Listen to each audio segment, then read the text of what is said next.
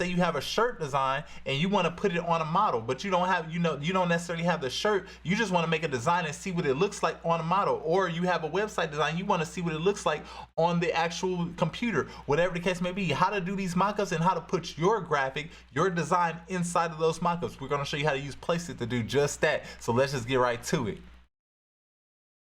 So boom, this is Placeit. Essentially what you want to use for your actual design. One of the things you can use for your actual design, there are a few out there in the market, but today we're just going to go over Placeit. Upload from your device, we're going to do that. All right.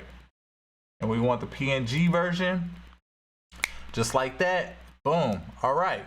And then you see it pulls it right, do a little loady load, boom. And then you see your shirt is popped up, populated on her. So now we're done. You simply just hit free download. It's gonna ask you how you want to download. Make sure you set up your account or whatever, but hit your free download.